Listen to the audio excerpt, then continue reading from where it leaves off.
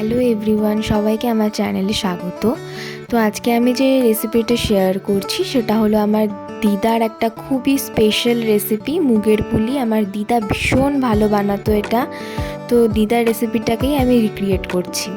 তো প্রথমেই শুকনো কড়াইতে কিছুটা মুগ ডাল নিয়ে ভালো করে নাড়িয়ে নেব। মুগ ডালটাকে প্রত্যেকটা মিনিটে নাড়তে হবে, কারণ নাহলে পরে নিচ থেকে লেগে যাবে। তো মুগ ডালটাকে হালকা ব্রাউন কালার করে নিয়ে সেটাকে নামিয়ে একটুখানি ঠান্ডা জল দিয়ে ধুয়ে নেব। তারপর কড়াইতে কিছুটা জল একটু গরম করে নিয়ে তার মধ্যে মুগ ডালটাকে দিয়ে আর একটু নুন দিয়ে একটু ঢাকা দিয়ে সিদ্ধ হতে রেখে দেব। এবার মুগ ডালটা সিদ্ধ হয়ে গেলে ভালো করে মিক্সড করে নেব। তার মধ্যে দিয়ে দেব কিছুটা চালের গুঁড়ো। এবার চালের গুঁড়োর সাথে মুগ ডালটাকে ভালো করে মাখিয়ে নেব। যদি দরকার হয় তাহলে আরও কিছুটা চালের গুঁড়ো বা ময়দাও অ্যাড করা যাবে। তারপর ডোটাকে এমনভাবে মাখাবো যাতে খুব বেশি নরমও না হয় আবার খুব বেশি শক্তও না হয়। তারপর অন্যদিকে কিছুটা নারকেল কোড়ানো নিয়ে তার মধ্যে কিছুটা গুড় আর কিছুটা চিনি দিয়ে ভালো করে মাখিয়ে নিয়ে গ্যাসে চাপিয়ে দেব। তারপর নারকেলের এটাকে ভালো করে নাড়তে থাকবো। ভালো করে পাক দেওয়ার পর দেখা যাবে নারকেলগুলো একসাথে মিশে গেছে, তাহলে এটা রেডি হয়ে যাবে নারকেলের পুর। তারপরে এই পুরটাকে নামিয়ে কিছুক্ষণ ঠান্ডা হওয়ার জন্য রেখে দেব। অন্যদিকে ডোটা থেকে কিছুটা লেচি কেটে নিয়ে দুই হাতের সাহায্যে ভালো করে গোল করে নেব। তারপর মাঝখানটা আস্তে আস্তে কিছুটা ফাঁকা করে নিয়ে সেখানে দিয়ে দেব নারকেলের পুরটা। এবার নারকেলের পুর দিয়ে আস্তে আস্তে এটাকে একটা পুলির শেপ দেব।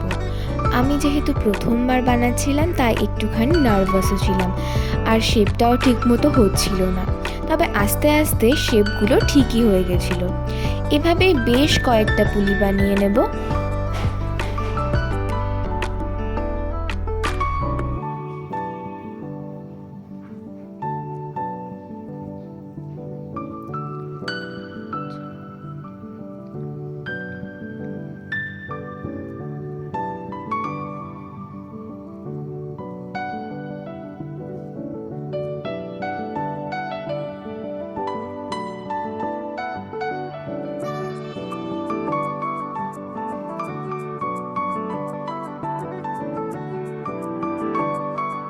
এবার একটা কড়াইতে কিছুটা তেল গরম করে নিয়ে তার মধ্যে এক একটা করে পুলিগুলোকে দিয়ে দিতে হবে। পুলিগুলো ভেজে নিতে কিন্তু বেশ অনেকটা সময় লাগবে, তাই ধৈর্য ধরে পুলিগুলোকে ভাজতে হবে। অন্যদিকে একটা পাত্রের মধ্যে 2 কাপ চিনি আর 1 কাপ জল দিয়ে চিনির শিরাটাকে বানিয়ে নিতে হবে। চিনির শিরাটাকে বেশ ঘন বানাতে হবে, তাই অনেকক্ষণ ধরেই এটাকে ভালো করে নাড়াতে হবে। তারপর পুলিগুলোকে লাল লাল করে ভেজে নামিয়ে নেব।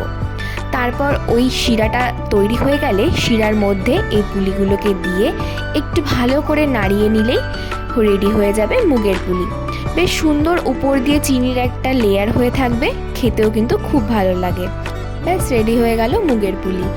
এটা আমার দিদার খুব স্পেশাল একটা রেসিপি, যেটা খেতে আমি খুব ভালোবাসতাম, তাই আমি এটা বানালাম আজকে। প্রথমবার বানিয়েছি, ভীষণ নার্ভাসও ছিলাম, তবে খেতে খুব ভালো হয়েছিল। দিদার মতো না হলেও খেতে কিন্তু খুবই ভালো হয়েছিল।